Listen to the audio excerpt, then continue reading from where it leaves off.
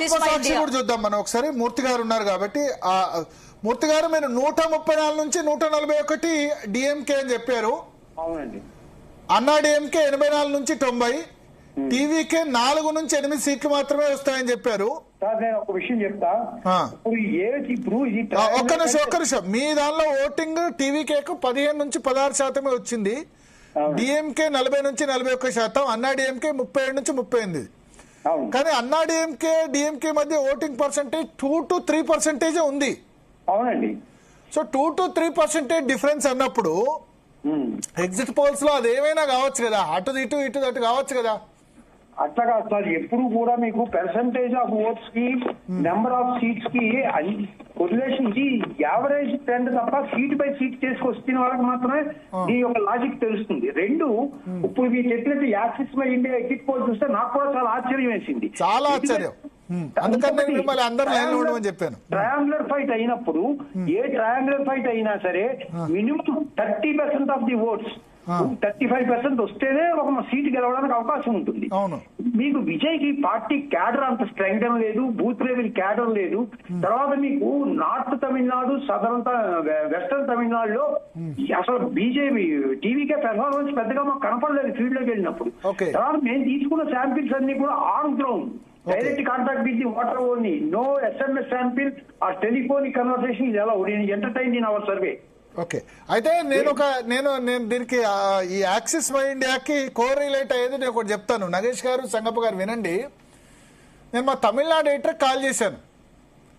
Call చేస్తే ఆయన ఏమన్నారంటే, విజయ్ బాగా జీల్చాడు ఎలక్షన్ రోజు, చాలా అద్భుతంగా ఓట్లు వచ్చాయి విజయ్కి. విజయ్ ఎవరు జీలుస్తాడో అన్నదాన్ని బట్టే డిఎంకే విజయమా అన్నా డిఎంకే విజయమా అన్నది తెలుస్తుంది. మేము మొదటి వరకు కూడా చివరి వరకు కూడా డిఎంకే కంఫర్టబుల్ గా గెలుస్తుంది అనుకున్నాం. కానీ విజయ్కి బాగా ఓట్లు పడ్డాయి. ఎస్పెషల్లీ జెన్జీ అంటే కొత్త యూత్ కొత్త ఓటర్లు చాలా మంది విజయ్కి ఓట్లు వేశారు అని చెప్పాడు.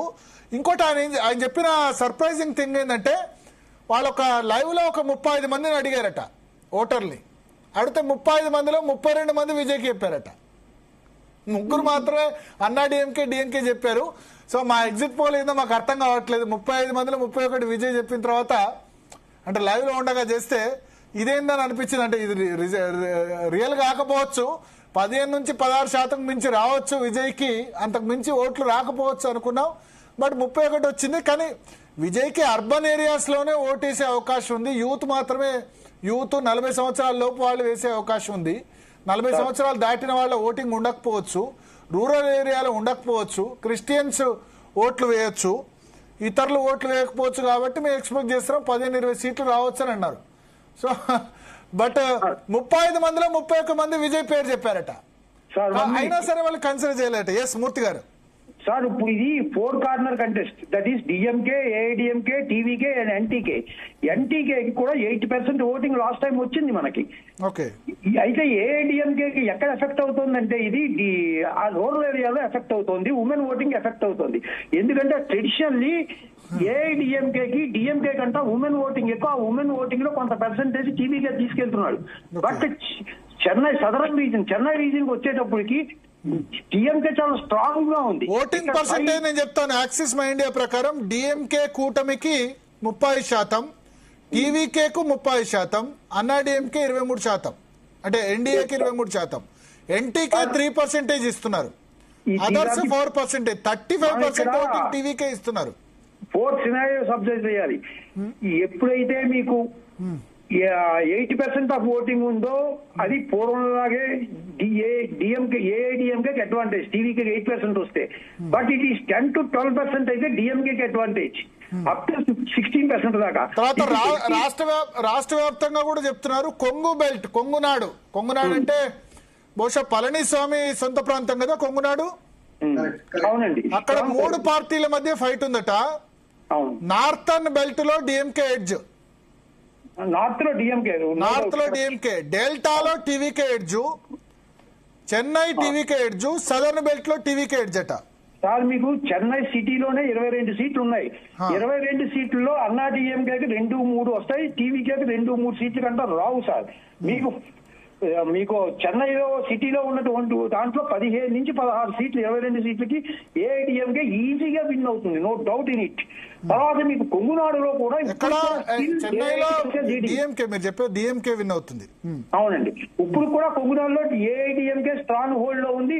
45 to 50 సీట్స్ గ్యారంటీగా వస్తాయి, 65 కి కూడా. అక్కడ టీవీకి వచ్చి 2-3 రకాల 2 to 3 సీట్స్ మాత్రమే. Okay okay. తర్వాత ఎప్పుడైతే దీనివల్ల ఎఫెక్ట్ అయ్యేది ఎవరంటే, మాక్సిమం ఎఫెక్ట్ ఎవరికి వచ్చిందంటే ఏఐడిఎంకేకి టీవీకే వల్ల ఎన్టీకే పార్టీకి ఎఫెక్ట్ వచ్చింది అంతే తప్ప డిఎంకే ఓట్లు అతను చీల్చినా 35% ఇస్తున్నారు. సర్ప్రైజ్ నగేష్ గారు. సార్ నగేష్ గారు చాలా ఏమంటారు, చాలా surprise exit poll, that too reputed agency, మరి యాక్సిస్ మై ఇండియా.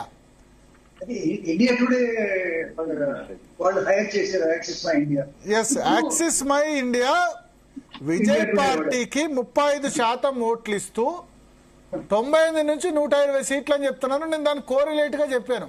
మా అక్కడ తమిళనాడు ఎడిటర్ కాల్ చేస్తే మొన్న ఏమన్నా అంటే మాకేం అర్థం కావట్లేదు, ఎందుకంటే మొన్న వారం ముందు వరకు కూడా డిఎంకే అనుకున్నాము, కానీ ఇప్పుడు రిజల్ట్ దగ్గర పోలింగ్ రోజు చూస్తే చాలా సర్ప్రైజ్ ఉంది.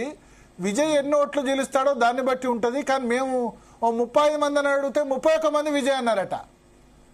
కానీ మేము బయట పెట్టలేదు, ఎందుకంటే ఇంతమంది విజయ్కి వేస్తారా, ఎంత విజయ్కి పార్టీ క్యాడర్ లేదు, ఏం లేదు, ఓన్లీ హీరోని పట్టుకుని వేస్తారా అని చెప్పాడు ఆయన మాట. ఇప్పుడు ఇది వచ్చిన తర్వాత నేను చెప్తున్నా, 23వ తారీఖున ఏదైతే పోలింగ్ జరిగిందో ఆ రోజు నేను తమిళనాడులో కొంచెం ఎక్స్టెన్సివ్ గానే టాక్సీ వేసుకుని నేను తిరుగుతున్నాను అనమాట. ఎంత పీస్ఫుల్ గా జరిగిందంటే నాకు ఆశ్చర్యం వేసింది. మన స్టేట్ లో కూడా అంత తక్కువ హడావిడి ఉండదు. ఇక్కడ అసలు క్యూలు లేవు, దాని తర్వాత పోలీసు వాళ్ళు లేరు, హడావిడి లేదు, ఏవో కొన్ని పెట్రోలింగ్ వ్యాన్స్ తిరుగుతున్నాం. ఎక్కడ గొడవలు లేవా? ఎక్కడ గొడవలు లేదు. నేను చూసింది పైసలు బాగా పంచుతారు కదా తమిళనాడులో, అది మనకి కనబడవు కదా, పైసలు పంచి చోట గొడవలు అయితే కదా ఈ పార్టీ ఆ పార్టీ అని. బట్ ఏమి నేను చూసిన ఒక 500 కిలోమీటర్లు ట్రావెల్ చేశాను 23వ తారీఖున. నాకు మాత్రం ఎక్కడ ఇది పరిగెత్తడాలు, ఒకరి వెనక ఒకళ్ళు చేసేయడాలు అలాగేం కనబడలేదు. అయితే ఇప్పుడు ఇది సైలెంట్ వేవ్ అండి. ఇది ఈయనేమో డార్క్ హార్స్ గా ఇప్పుడు ఈ Axis My India poll correct అయితే ఇది విజయ్ అనే మనిషి డార్క్ హార్స్ మొదటి నుంచి. ఈ డార్క్ హార్స్ ఏంటంటే వీళ్ళ పాపులారిటీ పట్టుకోవడం అనేది చాలా. డార్క్ హార్స్ అంటే ఇంత తేడా ఉంటుందా? మరి ఇప్పుడు నేను వేరే ఏజెన్సీ చెప్తాను, విజయ్కి ఇచ్చిన వేరే ఏజెన్సీ చెప్తాను. విజయ్కి సంబంధించి విజయ్ పార్టీకి పోల్ ఆఫ్ ఎగ్జిట్ పోల్స్ లో 31 సీట్లు వస్తున్నాయి విజయ్కి. యాక్సిస్ మై ఇండియానేమో 90 నుంచి 120, పీ మార్క్ 16 నుంచి 26, మ్యాట్రిజ్ 10 నుంచి 12, పీపుల్స్ పల్స్ 18 నుంచి 24.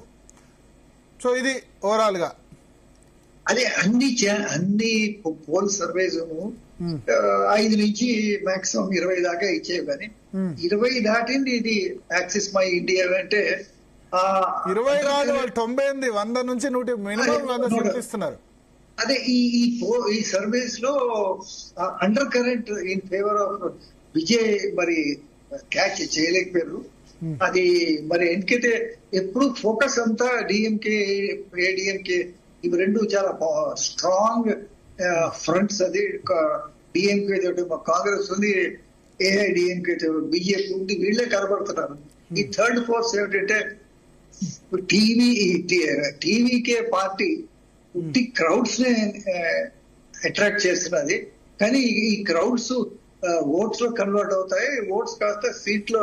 ఏదో హీరో కాబట్టి హీరో వచ్చినంత మాత్రాన ఓట్లు వస్తాయా అని చెప్పి కూడా అది జనరల్ నెరేటివ్ ఏంటంటే హీరో కాబట్టి. అయితే ఇంకొకటి, కామాఖ్య అనలిటిక్స్ అనే సంస్థ చేసిన సర్వేలో ట్రయాంగులర్ కంటెస్ట్ ఇచ్చారు తమిళనాడులోనే.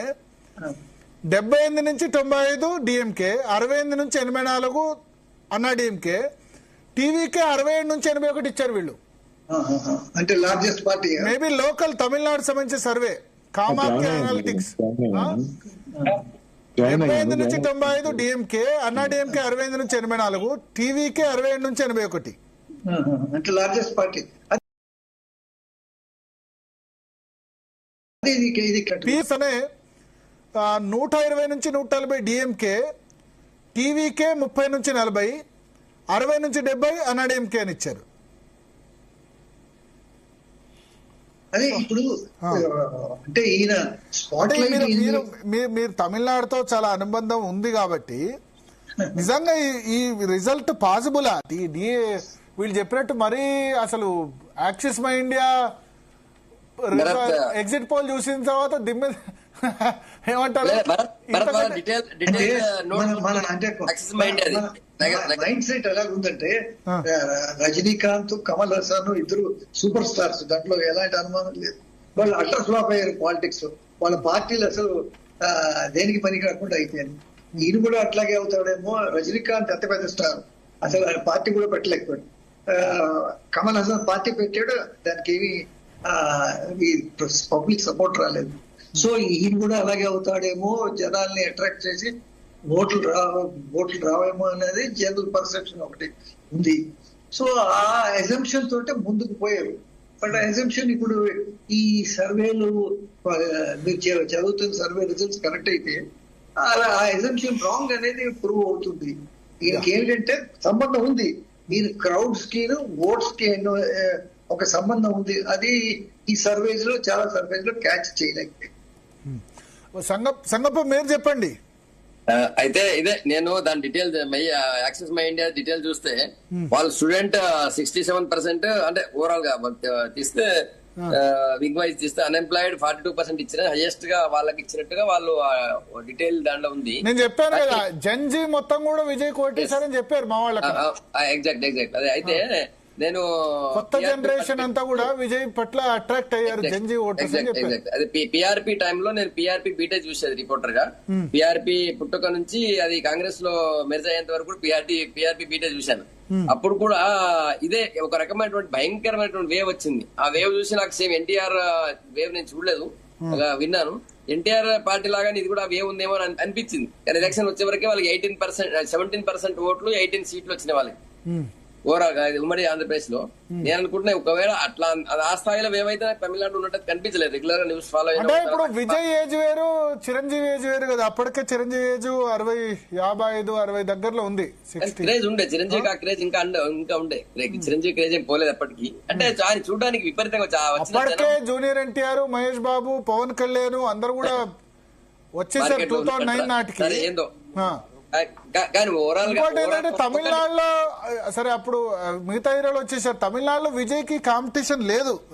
ఇంకా రజనీకాంత్ తర్వాత ఇప్పుడు విజయ్ కి కొంత పోటీ అంటే అజిత్ మిగతా వాళ్ళు ఉన్నారు, కానీ కమల్ హాసన్, రజనీకాంత్ దాని తర్వాత ఫాలోయింగ్ మాత్రం ఆ విధంగా ఉంది, మాస్ ఫాలోయింగ్ కానీ మిగతాయి కానీ. అంటే ఈ ఇది సినిమా స్టార్ల దీన్ని మనం అంత ఎట్లా కరెక్ట్ గా గెస్ చేయలేము. ఎందుకంటే మనం సినిమా స్టార్లు ఓట్లకు కన్వర్ట్ అవుతారా లేదా. చిరంజీవి తర్వాత పవన్ కళ్యాణ్ కూడా ఫస్ట్ ఎలక్షన్ చూసాం. సెకండ్ ఎలక్షన్ లో ఓకే ఆయన సక్సెస్ అయ్యాడు. ఆయన 100% స్ట్రైక్ రేట్, తక్కువ సీట్లు తీసుకొని 100% స్ట్రైక్ రేట్ కొట్టాడు. కానీ ఒకటి భరత్, ఇంకా వేరే పెద్దలు కూడా జాయిన్ అయినారు. నేను ఒక విషయం చెప్తాను. నేను వేరే ఛానల్లో పనిచేసినప్పుడు సేమ్ మీ ప్లేస్ లో కూర్చొని నేను డిబేట్ చేసే టైంలో ఒక పెద్ద మనిషి ఇట్లానే వచ్చి అన్ని యూపీ గురించి యోగి ఆదిత్యనాథ్ మళ్ళీ సీఎం అవుతున్నాడు అంటే, అరే యోగి ఆదిత్యనాథ్ 30% సీఎం కాడు అని చెప్పి చాలా ఇదే అవుట్ రైట్ గా నెగిటివ్ ఇచ్చారు. అన్ని సర్వే సంస్థలు, నేషనల్ తర్వాత వేరే లోకల్ సంస్థలు, అన్ని సంస్థలేమో యోగి ఆదిత్యనాథ్ ఈజీగా ఇచ్చాలి, సునాయాసంగా ముఖ్యమంత్రి అవుతున్నాడు, ఈజీగా వాళ్ళు మార్జిన్ దాటుతున్నారు, మ్యాజిక్ ఫిగర్ అని వచ్చింది. ఒకే ఒక పెద్ద మనిషి పేరెందుకు కానీ సేమ్ ఇదే చెప్పాడు అనమాట. 80% కూడా యోగి ఆదిత్యనాథ్ రాడు, ఈసారి మొత్తం అయిపోయిందని ఒక ప్రీ ఆక్యుపైడ్ మైండ్ సెట్ తో అక్కడ ఉన్నటువంటి అంటే దాన్ని విష్ఫుల్ థింకింగ్ అంటారు. మనం అనుకున్నది జరగాలనుకోవడం వేరు, ఎగ్జిట్ పోల్స్ విష్ఫుల్ థింకింగ్. అదే అయితే ప్రీ ఆక్యుపైడ్ మైండ్ సెట్ తో ఉన్నటువంటి వాళ్ళు సర్వే చేస్తే ఎట్లుంటదంటే, ఈ వర్గం వ్యతిరేకంగా ఉంది, ఈ క్యాల్కులేషన్ పనిచేస్తుంది, ఇక్కడ ఈ క్యాల్కులేషన్ పనిచేస్తుంది అంటారు. అక్కడ జరిగింది వేరే ఉంటది. నేనేమంటా అంటే వెస్ట్ బెంగాల్లో ఎప్పుడు కూడా అప్పుడు బుద్ధదేవ్ భట్టాచార్య టైంలో కానీ లేకపోతే అంతకుముందు కాంగ్రెస్ మొన్నటి వరకు జరిగిన ఎలక్షన్ లో కానీ ఎక్కడ సంక్షేమ పథకాలు అనేటివి పనిచేయవు. అక్కడ ఒకటి భయపెట్టి ఓటేయించుకోవడము, లేదా కమ్యూనిటీ బేస్ అంటే రిలీజియన్ బేస్డ్ ఓటేసుకోవడం, అదే జరిగింది ఇన్ని రోజులు. ఈసారి చాలా డిఫరెంట్ గా జరిగింది. కాబట్టి ఖచ్చితంగా ఈసారి డిఫరెంట్ మార్పు ఉంటుందని మేము అనుకుంటున్నాం అంతే, ఎందుకంటే ఎక్కువ డీప్ పోనీ. యా, పాపారావు గారు కూడా జాయిన్ అయ్యారు మనతో పాటు. Thank you Bharat, shall I leave? Thank you Sangappa గారు.